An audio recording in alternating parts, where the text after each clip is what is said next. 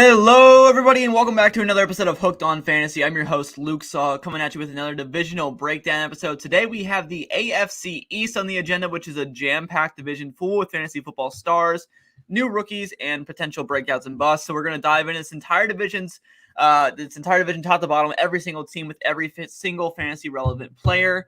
We're going to go in the order of Patriots, Dolphins, Bills, and Jets today. But first things first, we have some major news coming out of the Indianapolis Colts camp.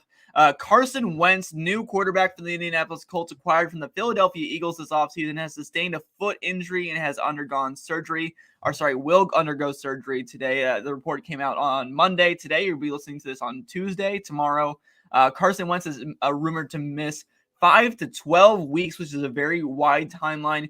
Thankful it is not a Liz Frank injury, but it's still something to definitely be concerned about. It's apparently a prior foot injury that he's re-aggravated, and they're taking the bone out of his foot, which sounds pretty disgusting. He's likely to miss up to 12 weeks, which is going to put him in the middle of November. So Jacob Eason is likely going to be the starting quarterback for the Indianapolis Colts going into the season, and for likely a few weeks of the season, maybe even half the season or so, somewhere in that time range. What this means to me for fantasy is that Jonathan Taylor is going to see a lot of touches, probably more touches than with Wentz being on the field healthy the entire season. But the thing is he going to see efficiency? Because the teams can load the box more on defense now, respect the deep ball less, and focus more on Jonathan Taylor on offense. So I really can't decide if Jonathan Taylor is going to benefit or hurt from this injury from Carson Wentz. I tend to lean on the downside for him. I think that he's probably going to see less red zone opportunities, less passing opportunities, even though he didn't see too many of those in the first place, and less efficiency on the ground. I do think his volume could increase if you maybe have like a 0.1 point per carry kind of league. Could be good news for Jonathan Taylor, but at most dynasty, redraft leagues, etc., across the board in standard PPR or half point or standard formats, I think Jonathan Taylor takes a bit of a bump down with his news. Besides that, I'm also fading pretty much every Indianapolis pass catcher at their current ADP. I'm sure their ADPs will adjust come the end of August here when we enter into full steam ahead fantasy football season. But for the time being, I am pretty much hands off on every single pass catcher for the Colts offense, because obviously this takes a major hit out of their ceiling. There might be some values on the waiver wire late in the season when Carson Wentz comes back, but for right now, I am pretty much hands off on every single Indianapolis Colt except for Jonathan Taylor ADP, even though his ADP gets a little bit murky. But with that out of the way, that's pretty much all the major news we have right now. There's a lot of training camp hype trains rolling for a lot of players. One name to keep an eye on I've really been liking is Terrace Marshall Jr. out of the Carolina Panthers. I think he's poised to have a really solid rookie season. I think he's giving me a lot of the same vibes that Chase Claypool gave last season for me as a rookie, a guy who's a big-bodied wide receiver with decent draft capital, not the best, but pretty solid draft capital, who could come out, get a lot of touchdowns, and contribute more, even though he's starting lower on the depth chart to start the season. Moving on, though, to this divisional breakdown, we have the AFC East today, which is jam-packed, as I mentioned at the top of the show. Starting things off with the New England Patriots, finished 7-9 last season with a lot of missing players on the defensive side of the ball, a lot of poor wide receiver play, pretty terrible quarterback play from Cam Newton. Enter in Mac McCorkle-Jones out of Alabama to feed these new wide receivers, and tight ends with Jonnu Smith, Hunter Henry, Nelson Aguilar added to the mix. A lot of interesting things here. Let's dive in first to the quarterback situation. Last season, Cam Newton was not great for fantasy. He did booty scoot a little bit on the ground with 12 rushing touchdowns, which is an insane amount. But he barely had any passing touchdowns at all. He was pretty pathetic passing the football.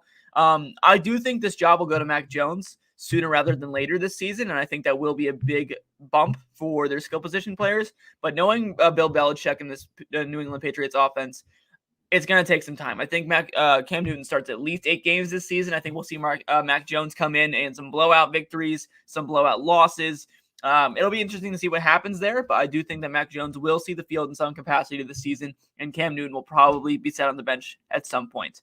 Moving on to the wide receivers, there's a lot of new interesting faces in New England, but I think the one that is most important to touch on is Nelson Aguilar. Nelson Aguilar, infamous meme from the Philadelphia Eagles. He can't catch anything.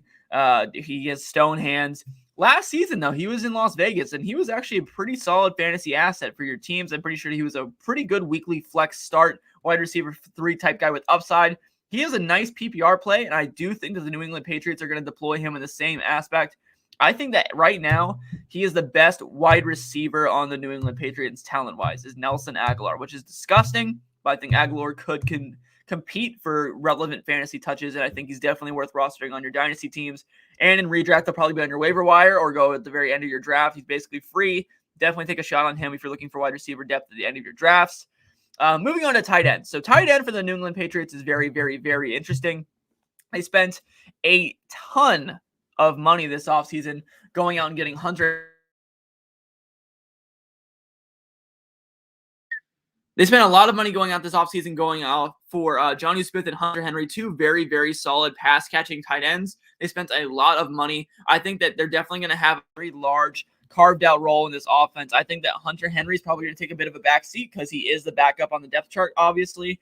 But I do think that Jonnu is the boy there. I think he's going to be a PPR monster. He's going to be heavily targeted. He's going to be very efficient. He's going to see a lot of red zone work.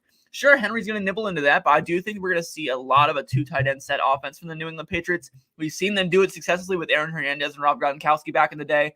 I do think we can see them re-implement that strategy here this season with Jonnu Smith and Hunter Henry. So it's kind of wheels up for me on the tight ends in the New England Patriots. I'd much rather have Jonnu Smith and Hunter Henry, but hey, if you're a dynasty manager and Hunter Henry happens to be on your roster, no sweat there. He's a very talented player. He's paid a lot of money. They're definitely going to use him. There's no way they paid him. I think upwards of $10 million a year, if I'm correct there, to sit on the bench and do nothing. So, that being said, let's move on to the running backs. Running backs are very, very interesting. We see rookie Ramondre Stevenson, a bit of a power back, added to the mix with Damian Harris and company. I do think Damian Harris is going to be the guy there. All the reports out of the camp saying that he is the likely guy to compete with for the starting role. But I do think we see guys like Ramondre Stevenson slotted in to compete for goal line carries, third down work, etc. And I do think this team is a lot more murky than it looks on paper. Even though it looks very murky on paper, I think this is going to be a true RBBC. There's going to be value, but I don't love it. And it's going to be really interesting to see which guys take a step forward on weeks and which guys don't. I like Ramondre Stevenson a lot in best ball leagues like the Puppy over on Underdog, these huge DPP, DFS kind of entry league formats. And I do think that Ramondre Stevenson could be a major league winner for some people. So that puts a bow in the New England Patriots. In summary, QB is a question mark. Running back's a question mark. Wide receiver, gross, but Nelson Aguilar is good. Jonnu Smith is my boy right now for tight end value in fantasy. He's fantastic, and Hunter Henry is going to get his share as well. Moving on to the Miami Dolphins, who have a lot of question marks as well on offense, starting with Tua Tagovailoa. Coming back healthy now, fully healthy, Tua is saying. But will he be able to hold up for the season with his wide receivers? Everyone and their mother right there is injured right now. Albert Wilson is the only guy left pretty much. Waddle, Parker, Will Fuller, they're pretty much all hurt. I think it's going to be a really gross situation for the receiving room, if I'm being honest, this year. I don't love the Dolphins' receiving options. I think that it's going to be a pretty crowded room. There's not going to be a lot of room to grow for these guys. The ceiling's pretty low. And I do like Tua. I think he's a talented player. I just think for fantasy football, Tua's not the best guy. I think he plays a lot more like Kirk Cousins than he does to an aggressive fantasy football week-winning quarterback. I think that Kirk Cousins is probably going to have like a QB 10 to 18 season this year. I like him. I just don't think that the ceiling is really there to have an elite season, so I don't love that very much. Moving on to the running backs in Miami, I do really, really like Myles Gaskin. I think Gaskin is fantastic in PPR leagues.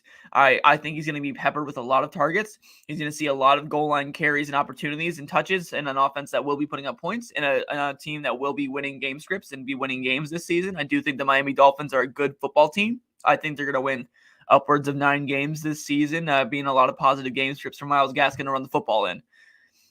That being said, I don't love him, but I do like him a lot of this current ADP. I will be leaving some drafts with Myles Gaskin this year. I would like to get more guys who are more stable, like David Montgomery, who are hovering around the same-ish ADP range.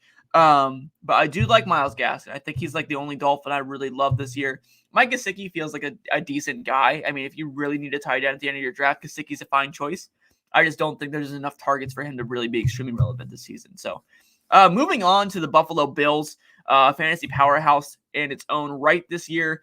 Josh Allen had a fantastic career season last year. He was the quarterback 1 on the year overall. I think he's my quarterback 2 this year, if I believe that is correct in my rankings. He has the perfect balance of arm strength, passing talent, and running talent. He is a fantasy QB1, absolutely locked and loaded top 5 in my opinion. Him and Stephon Diggs are a marriage that'll last a lifetime. He will make you very, very happy in your fantasy leagues this year at its current ADP. I love Josh Allen. He's so good. The running backs are pretty murky. Zach Moss, Devin Singletary. I really thought they were going to draft a guy. I would have really liked to see a guy like Javonte Williams go to Buffalo this season and really establish himself as the dominant running back one like they need. However, I do think that if they want a running back from Buffalo, Zach Moss is the guy. His ADP is pretty cheap.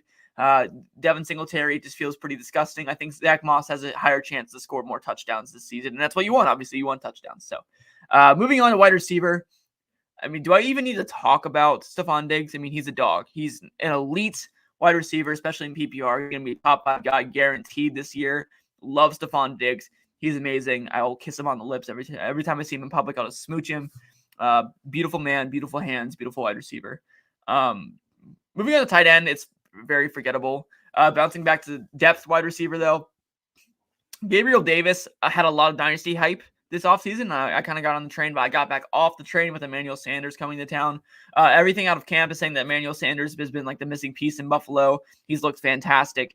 He do a lot of great things. I do really think it's just not Gabe Davis' season. I think it's going to be next year, if anything. I mean, Sanders can't last forever. I think he's like 34 years old, if that's correct. I like Gabe Davis a lot as a talent. I think he's going to be a really good wide receiver for a long time in the NFL. I just don't think it's this year, unfortunately. So us Dynasty guys have to put our backpacks on and just carry Gabe Davis on our backs to next season. Not Emmanuel Sanders. I don't even want to talk about Cole Beasley, anti-fax specialist. But Beasles, I mean, he'll have some games in best ball. I think he's a really cheap target, but redraft, not really loving him this year. So that'll do it for the Buffalo Bills, guys. Moving on to our very last team of this divisional breakdown. Tonight we have the New York Jets. The Jets are a completely different day. It's a new day for the New York Jets, in my opinion. Zach Wilson, a young, talented quarterback who has an elite arm, who I think can really push the ball downfield and unlock this New York Jets offense. Corey Davis, adding in Elijah Moore, Michael Carter, a lot more weapons, a solid offensive line with Elijah Vera Tucker and Mekhi Becton. I think this team is moving in the right direction. I think this team's going to be a good fantasy offense this year with Zach Wilson at the helm. Zach Wilson's ADP currently is quarterback 29. He is going to be guaranteed the starter this season, and I would bet my house that Zach Wilson finishes above that ADP. Guarantee it. He will finish inside the top 24. That's a lock in my opinion as well. I think that Zach Wilson is a very, very good quarterback coming into the league. I think he has a rocket arm, and he has a very high ceiling. He's being slept on more than any other quarterback prospect coming out of this class. I think Mac Jones is even getting more coverage than him currently. Wilson is a talented quarterback with an extremely high ceiling on a franchise that's turning around with good weapons and a good offensive line. Zach Wilson has all the tools. He has all the ingredients in the kitchen to make a delicious meal. You know what I mean? A delicious meal. A delicious fantasy meatloaf, if you will. Zach Wilson is the chef, baby. He's cooking it up. I love it. I don't know how deep I'm going to go with this metaphor, but I'm just going to keep rolling with it. He's going to add in some herbs and spices like KFC, baby. Zach Wilson's going to take this baby all the way to the finished plate portion. He's going to make this the entree. It's going to be beautiful. I really do like Zach Wilson, though. I think he's going to be a great quarterback this season for fantasy. He's going to win some championships, I think, in ADP in Superflex League and Best Ball. Love Zach Wilson. I think Elijah Moore is going to have a pretty solid rookie season. Corey Davis is a very, very, very sneaky value in redraft leagues right now. They paid him $30 million this offseason to come in and be the wide receiver one in New York. He's going to get a lot of targets. He might not be the most efficient. We've never really seen Corey Davis in that role before, but he had a breakout season last year in Tennessee. I wrote an article about it last November about how much his stats has changed and his analytics were pointing in the right direction. And I really just think that Corey Davis has turned his career around without the Marcus Mariota experience in Tennessee. And now that he's on another team with Zach Wilson, who's going to have a high ADOT, a high average depth of target, if you will, and a lot of targets going in his favor, I think that Corey Davis is going to have a great year. Denzel Mims I think it's over for Denzel Mims, unfortunately. He's been running with the third team in training camp, which is really depressing. I thought Mims deserved another chance. I didn't think he really even had a chance to begin with, actually, to shine his past rookie season. He was injured like half the year. I guess this didn't really work out, unfortunately, for Denzel Mims. Jamison Crowder's still there. Him and Elijah Moore are going to be doing some similar things for that team, so that's going to be something to keep an eye on. And then tight end is pretty gross. Chris Herndon has been gripping onto the edge of the edge of the fantasy cliff with his fingernails for like a decade now, it feels like. But Kenny Yeboah, if you're nasty, Yeboah, I think that's how you pronounce his name. I don't really know. Rookie tight end. Apparently been giving him a bit of a run for his money in training camp this season so far. Chris Herndon is a solid guy. I don't really love either of these tight ends in redraft this season, but I'm definitely keeping an eye on both of them on the waiver wire. But besides that, I mean, let's do a quick recap of the division, and that'll be it for today, guys. I mean, the New England Patriots QB situation's a bit murky. Running back, going to be a committee, but Damian Harris and Ramondre Stevenson are worth taking a peek at over there. Nelson Aguilar is going to be really interesting for the Patriots wide receiver core. Jonnu Smith and Hunter Henry are sneaky values, especially Jonnu in PPR leagues, going to get a lot of targets. Dolphins. Tua is the key. If he unlocks a breakout year, he's going to be fantastic and lead this team to great things. If not, everything's going to be pretty meh across the board for this team. Myles Gaskin's going to be great in PPR leagues. He'd be a bit of a cheat code. A lot of receiving work, a lot of goal line opportunities. Overall, thumbs up there from Myles Gaskin. The Bills, Josh Allen and Stephon Diggs are goated. Everywhere else is going to be a bit murky. We're going to have to dig a little bit. I think Emmanuel Sanders is going to sneak to the forefront and be a really nice value for some people this year. And for the New York Jets, Zach Wilson's being slept on, really, really cheap for no reason. Elijah Moore is going to be great his rookie season. Corey Davis is going to be great. Michael Carter is going to have a really interesting relationship with Tevin Coleman, but I think Carter is going to get the majority of the carries in the RBBC, and it's going to be a good value for him this year. So that'll do it for today's episode of Hooked on Fantasy, everybody. I'm your host, Luke Sawhook, and I'll see you again on Thursday. Have a great day, everybody, and I'll see you next time. Goodbye.